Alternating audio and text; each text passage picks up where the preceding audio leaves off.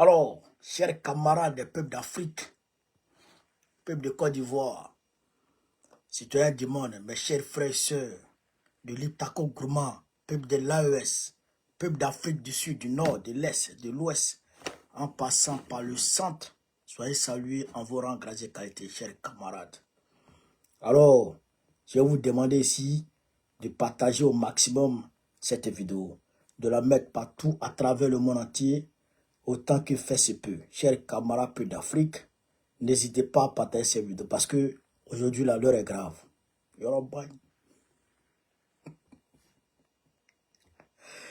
Frère, tu as déjà vu député qui veut manifester.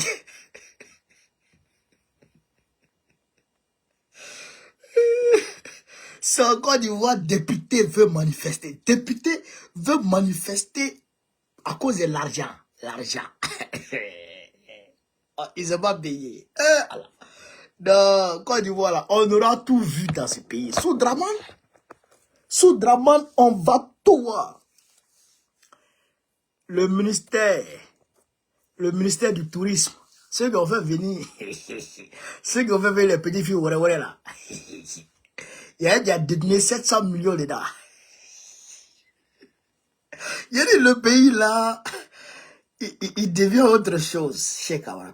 Il a détenu près de 700 millions d'envers les filles là. Alors, Draman Ouattara s'est résolu et il a félicité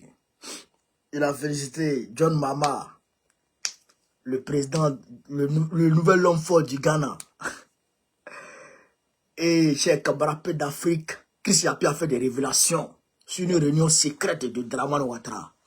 On va décortiquer ça. Chers camarades d'Afrique, je vous demande ici de partager la vidéo, de la mettre partout à travers le monde entier. Partout à travers le monde entier, chers camarades d'Afrique. Alors, on est parti. On est parti. On est parti. Partagez. Et puis, abonnez. Et TikTok, abonnez-vous au cœur, en haut là. Abonnez-vous au cœur là. Ça, c'est, je crois, ils vont vous demander de payer, je crois, un seul cadeau qui va même pas vous coûter 1 centime ou je sais pas combien là. Donc, faites ça comme ça. Dès que je suis en ligne, automatiquement, on vous envoie une notification comme si c'était un message WhatsApp. Voilà. Donc, abonnez-vous en haut là. Au cœur là. Abonnez-vous là-bas. Voilà. Alors, chers camarades d'Afrique, de quoi s'agit-il dans Côte d'Ivoire là? On dit Draman Ouattara. Il a eu une réunion secrète avec ses plus proches collaborateurs, ses plus loyaux collaborateurs, son cercle le plus restreint. Il a eu une réunion avec eux. Et donc,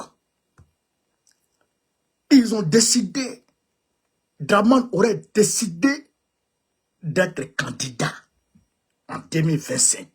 Draman aurait décidé d'être candidat en 2025, chers camarades d'Afrique. On va écouter ici déjà Chris Yapi qui nous fait la révélation. Chris, c'est un 10. On va écouter ici, chers camarades d'Afrique, Chris Yapi. Hop, aïe à partager. Aïe à partager. Tout le monde est tout. Oh, le grand Chris. Ah, c'est le son ça là qui donne maladie à Draman. Réunion capitale du cercle restreint du clan Ouattara du jeudi 28 novembre 2024. Après les avoir vertement tensés, Alassane Ouattara décide d'être candidat pour 2025. Alassane Ouattara, sans prévenir, a convoqué ses plus proches fidèles pour une réunion impromptue jeudi 28 novembre 2024 à sa résidence. Cette réunion, censée rester secrète, s'est tenue dans la plus grande discrétion. Même certains hauts responsables du régime n'en savent pas un traître mot, et ce sont probablement mes révélations qui leur apporteront quelques éclaircissements. Étaient présents à cette réunion les fidèles parmi les fidèles. Son petit frère, Tene Birahima Ouattara dit la Fiole, alias le Bétoman, Gilbert Kone-Kafana, le vice-président Koneti Mokomélié, Kandia Kamara, Masséré Touré et Fidèle Sarasoro. Ce fut une réunion des plus éprouvantes pour les participants. Un Alassane Alassane Ouattara, visiblement fatigué, affaibli et rendu acariâtre, sans doute par ses nombreux traitements médicamenteux, a entamé la rencontre par un long monologue. Il a vertement tensé ses collaborateurs, les traitant de tous les noms d'oiseaux et les invectivant violemment. Il leur a reproché d'être des incapables et des incompétents, affirmant qu'il avait tout fait pour eux, mais qu'ils étaient incapables de bâtir dans la solidarité et l'union un successeur digne de ce nom pour lui succéder à la tête de l'État. Très en colère, le dictateur des lagunes a martelé qu'en 15 ans de mandat, ses collaborateurs n'avaient pas réussi à s'entendre pour produire une candidature crédible pour le remplacer. Toute l'assistance est restée silencieuse, acquiesçant à ces insultes comme si elles étaient des bénédictions.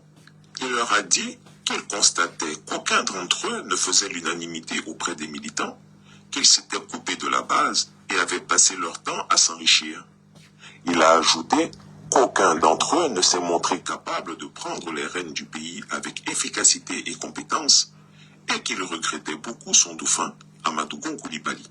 Il a également exprimé sa peur pour l'avenir du pays après son départ du pouvoir, estimant qu'aucun d'entre eux n'était capable d'affronter avec succès Tidiane Thiam, Laurent Gbagbo ou même Guillaume Soro, qui se tient toujours en embuscade. Après cette litanie d'invectives, il a donné la parole à l'Assemblée. Naturellement, chacun a pris la parole, à commencer par Koné Tiemoko Mélié, qui a reconnu que tous étaient effectivement des incapables. Il a déclaré qu'en l'état des choses, il n'avait d'autre alternative que de le supplier, genoux fléchis, pour qu'il accepte de se sacrifier encore une fois en se portant candidat.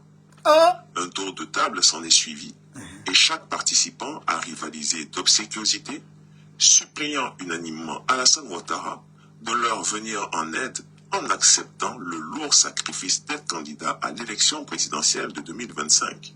Dans un grand soupir, le vieux Grigou a repris la parole en ces termes. « Ibrahim, tu es témoin.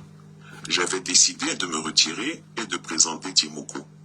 Mais malheureusement, il n'a rien fait pendant 5 ans pour se faire connaître et accepter par la base. Vous allez finir par me tuer, bon sang. Vous savez que je suis malade et que je ne suis plus jeune. Si je ne suis pas là, qu'est-ce que vous allez devenir? Mais qu'est-ce que vous êtes incapable? Cette fois, ce sera ma dernière candidature. Après, vous vous débrouillerez. Ça ne peut pas continuer comme ça.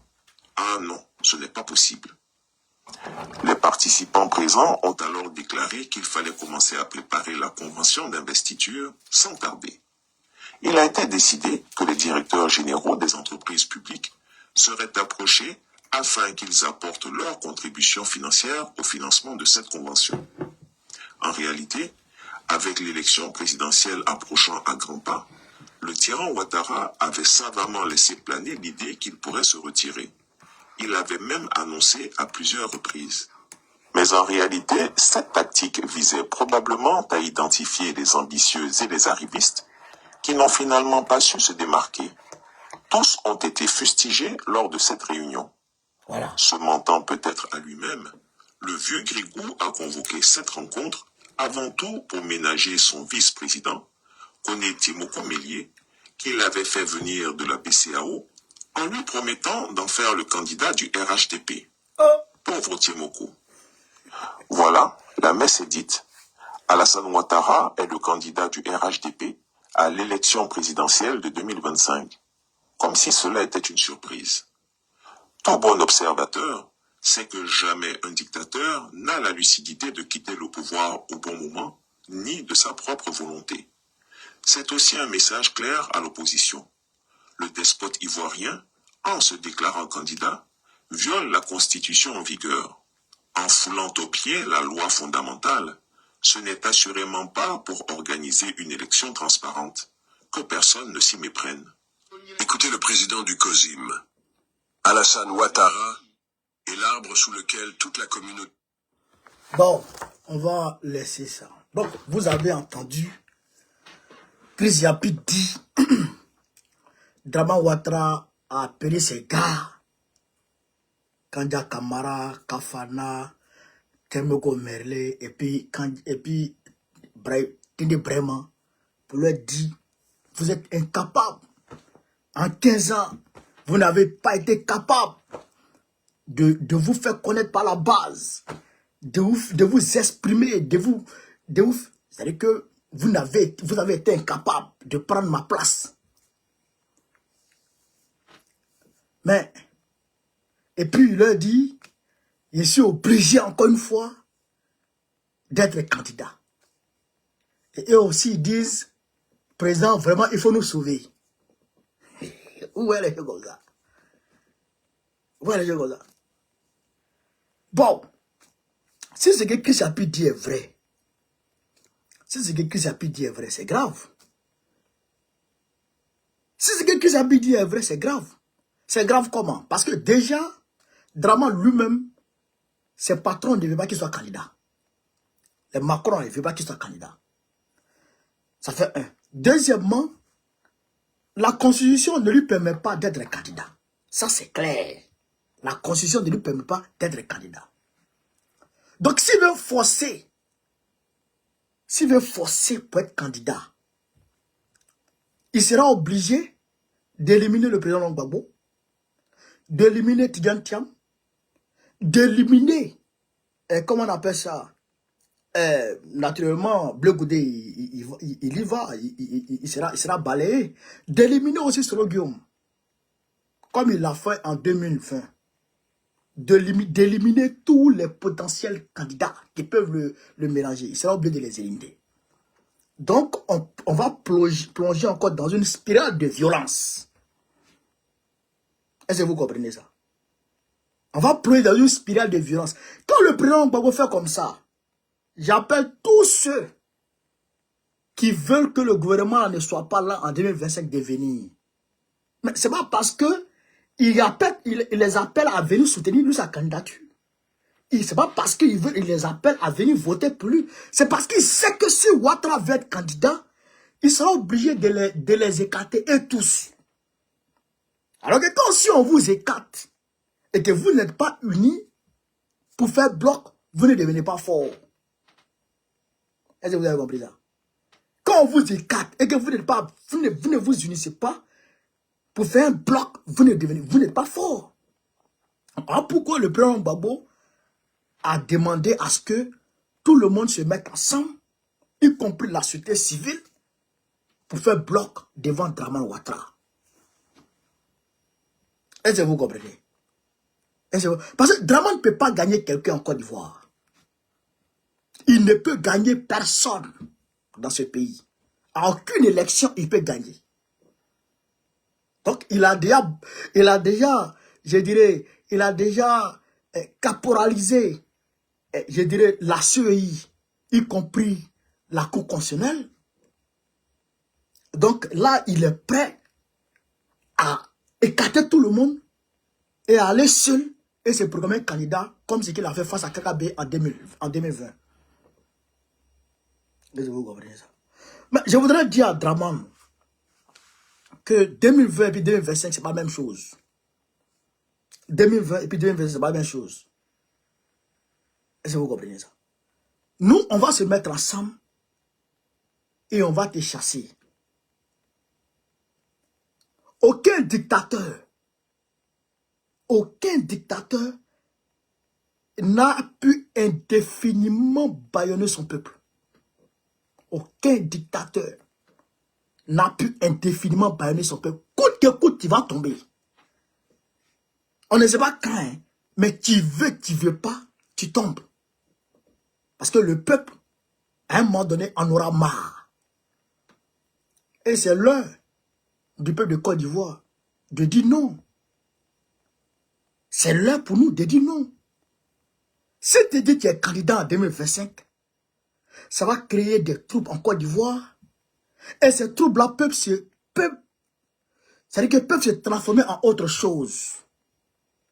Mais une chose est sûre, c'est que pour rien au monde, on ne va accepter que notre pays soit transcendé en une monarchie. Jamais de la vie. C'est-à-dire que on va user de tous les moyens. Et ce qu'il dit là, ça m'engage moi. Ce que je vais dire, ça m'engage moi seul. On va user de tous les moyens, y compris les moyens militaires. Y compris les moyens militaires pour te dégager. Si tu veux transformer notre pays en une tyrannie. Je dis bien, moi, ça m'engage, moi seul. Y compris les moyens militaires. Tu vas être armé. Tu vas être armé. Il faut essayer, tu vas voir. Tu vas voir qu'on peut devenir rebelle dans le pays là. Au nom de Dieu. Tu vas voir qu'on peut devenir rebelle dans le pays là. Tu ne comprends pas. Tu apprendras. Il faut jouer à un pays là. Laissez tout le monde aller aux élections tranquilles. Créer de bonnes conditions d'élection en 2025. Créer des élections transparentes. Et le peuple va aller choisir qui veut. Mais si ce n'est pas ça, tu es un vieux barbier, tu vas t'asseoir dans ta maison, avec ta bouche penchée, et puis tu as dit, lui là n'est pas candidat, lui là n'est pas candidat, lui là n'est pas candidat, c'est lui là qui est candidat, c'est lui là qui est candidat, et je m'en vais moi seul. Il barbier, on va te faire la peau. On va te faire la peau propre. Neni Allah, on va te faire ça propre. Il n'y a aucun, personne dans ce monde ne peut maintenir son peuple dans la soumission, dans l'oppression permanemment. C'est impossible. C'est bon, il te dit ça. Rébellion peut sortir dedans. Rébellion peut sortir dedans. Ce qu'il dit là, ça m'engage moi. Voilà, ça n'engage pas mon parti, ça m'engage moi. Si tu t'as amusé, rébellion peut sortir dedans. Némissan. Tu ne peux pas venir violer la constitution et puis vouloir écarter les autres qui ont le droit d'être là. D'abord, tu n'as pas le droit d'être candidat. Mais au-delà de ça, tu vas écarter ceux qui ont le droit d'être là. Ceux qui ont le droit d'être là, tu les écartes. Toi, tu n'as pas le droit d'être là. Toi, tu te maintiens. Il y a des rébellions peut sortir dedans. Voilà, et puis là, on va s'y dire dans le pays là. On va s'allumer. Puis on va tout mélanger. Et puis après, les survivants, ils vont arranger. Mais quand ils vont arranger, quand les survivants vont arranger là, même quand tu leur dis dick, avant de terminer ta tue là, mais ils ont giflé ta bouche. Parce que tu ne peux plus parler de dictature. Ce qui va démarrer en 2025, mais ça sera grave. On va somaliser la Côte d'Ivoire. On va somaliser ce pays. On va somaliser. Si c'est quelque chose que vous voulez là, on va faire ça. Et l'histoire retiendra que Draman Ouattara, qui était venu de Saint-Dou, est venu mélanger la Côte d'Ivoire. C'est ce qui s'est passé. On ne peut pas accepter ça. C'est-à-dire que c'est impensable. Il ne faut même pas penser à ça. Le pays, ce n'est pas pour ton grand-père, ce n'est pas pour ta grand-mère. Ce n'est pas pour sortir des entrailles de ta grand-mère. C'est notre pays, la Côte d'Ivoire. C'est pour nous. Tu ne peux pas prendre ça comme ce que tu es malade. C'est ton cudon. Il va bien, c'est ton cudon. Tu as fait ce que tu veux à un autre pays. Jamais de la vie, on va accepter ça. Jamais de la vie. Si c'est pour... Regardez, les gars, faut rentrer. Regardez. Joe, ceux qui ont fait tomber Bachar al-Assad là, ils n'étaient pas en Syrie. Ils étaient hors de la Syrie. Quand ils sont rentrés là, voyez où ils sont. C'est eux qui s'occupent le palais aujourd'hui. Laissez. Comment ils sont rentrés, ça sera grave. Moi, je rentre Draman. Je peux pas marcher dans Côte d'Ivoire où Draman est encore président. Jamais de la vie. Ça serait une malédiction pour moi. Je ne peux pas marcher sur la terre de la Côte d'Ivoire pendant que Draman est président. Non, ça c'est une malédiction. Je ne peux pas faire ça. Jamais de la vie. Moi, je rentre, Draman est tombé. C'est comme ça. S'il ne tombe pas d'une manière, il va tomber d'une autre manière. Voilà, si on t'a laissé que Dieu nous tue, si on t'a laissé faire ça, tu as écarté Gbagbo, tu as écarté tout le monde. Et puis toi, ce que tu n'as pas dit. Si on t'a laissé que Dieu nous tue, on va devenir rebelle. Rebelle, grave dans le pays là. Il faut regarder seulement. Tu ne comprends pas où. Tu vas voir un peu bien la donner là. Tu ne sais pas combien d'Ivoiriens sont prêts à te dire. Allez là. Quand tu ne sais pas ça, tu vas prendre, tu vas voir un peu dedans sûrement. Voilà, tu vas voir un peu dedans sûrement. Oxymore soit salué. Manu, soit salué Manuela. Est-ce que vous comprenez ça? C'est ça. Mais, camarade peu d'Afrique. Tellement qu'il est un dictateur, vous voyez qu'il va chercher le go, les petites filles trucs là, les petites filles miss là. Ouais, le forme. Ouais, forme. Petite fille comme ça là, son avenir là, c'est devant elle. Son avenir c'est entre ses jambes. Ouais, tout forme là. Son avenir c'est entre ses jambes. Mais ça là, toi, Draman, tu peux courir ça? Ça là, tu moyen manger ça? Petite fille comme ça, si elle t'a pris, c'est pas bon. Mais c'est dans ça il est resté.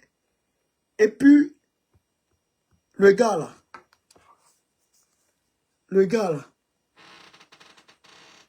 il a détenu 700 millions, il est au ministère du Tourisme. C'est eux qui ont fait venir les filles là. Il a fait 20 ans. Attends, je vais vous le dire. Il a fait 20 ans. Il a pris jeton. Mais puisque tu veux venir les go. Donc, lui, il a pris drap. Hein? Il est au Conseil national du tourisme. Au Conseil national du tourisme. A fait directement des fonds au Conseil national du tourisme. Selon les informations rapportées, Dr Afeng Kwasindri, secrétaire exécutif du Conseil national du tourisme, aurait été arrêté le mercredi 4 décembre 2024 pour un détournement de fonds présumé qui est estimé à 700 millions de francs CFA. 700 millions, le gars là. Cousin, monsieur Ndri, tu as raison. Monsieur Ndri, tu as raison. Il a pris les filles là, il les a fait venir. Mais si monsieur Ndri arrive à détourner 700 millions au Conseil national du tourisme, frère, 700 millions au Conseil national du tourisme, dans va-et-vient de Go là, c'est que l'argent que Draman a déposé, je sais que c'est trop pour faire venir les filles là. Un seul individu a vendu 700 millions. Mais c'est que l'argent qu'il a déposé là-bas, c'est trop. C'est un vieux pervers comme ça là, qu'on va garder à la tête de notre pays. Tu n'as pas croire ce gars s'est passé en 2025. Tu pas croire. Oh, notre parti était un parti démocratique. Hein, c'est un parti démocratique. Mais moi, il peut me détacher du parti. Et puis, il crée rébellion. À bas bien, il crée rébellion et puis il derrière toi. Il s'en prêt. Il ne peut pas supporter ça. Il a mouru. Il a mouru dans ma maison. Il crée rébellion et puis il soit sur toi. Et puis, il sait qu'il y a des militaires en Côte d'Ivoire là-bas qui vont me rejoindre. Oui, ça, il le dit. À bas bien, si tu veux, c'est-à-dire que si tu veux prendre en otage la Côte d'Ivoire en 2025, comme tu as fait en 2020 là, et que les manifestations ne suffisent pas à te faire tomber, on va sortir un Kalash. 12-7 va sortir dedans. Voilà, Bilaye. Les militaires prêts là qui vont me voir. Les militaires là qui vont me voir. Il faut essayer d'avoir. Faut prendre le pays en otage. 2025. Tu n'as pas croire ce qui s'est passé. Tu n'as pas croire ce qui s'est passé. Il faut regarder sur le bas. En créant des ballons de ça. Voilà, Bilaye. Oui, Oxymore. Tu es prêt ou bien tu n'es pas prêt? En créant des ballons de ça. On va te prendre là-bas. Tu n'as pas croire. Camarade d'Afrique. Les députés de Draman veulent manifester. Les voici. Les députés de Draman veulent manifester. Est-ce que tu as déjà vu ça de ta vie? Camarade d'Afrique. Est-ce que tu as déjà vu ça de ta vie? Des députés qui veulent manifester. Pourquoi ils veulent manifester? Pourquoi? Pourquoi les députés là veulent manifester? Les députés de Côte d'Ivoire, ils veulent manifester. Pourquoi? Écoutez ici, Côte d'Ivoire, Assemblée nationale, les députés suppléants, voilà, les députés suppléants menacent de manifester. En raison du flou juridique qui entoure leur statut, les députés suppléants ivoiriens menacent de manifester dans les prochains jours. Réunis au sein du Conseil des suppléants députés de Côte d'Ivoire, ils plaident depuis les élections législatives de 2021 pour l'obtention d'un statut. Créé en 2021, le CSDCI plaide depuis lors afin que leurs conditions soient améliorées à travers un amendement de la loi instituant statut des députés suppléants. Pour rappel, s'ils ne sont pas en tête d'affiche, les députés suppléants peuvent être appelés à siéger. Le plus souvent invisibles durant tout un mandat, ils font campagne et sont élus sur une liste. Vous comprenez ça? Les députés suppléants que vous voyez là, parce que quand vous voyez les listes de députés là, il y a un député puis il y a un député suppléant. Donc les députés suppléants que vous voyez là, on ne les paye pas. Draman ne les paye pas. Depuis 2021, ils demandent à Draman de payer leur jeton. Ils demandent à Draman de leur donner un statut et de leur donner l'argent. Draman ne veut pas. Donc, ils disent le 18.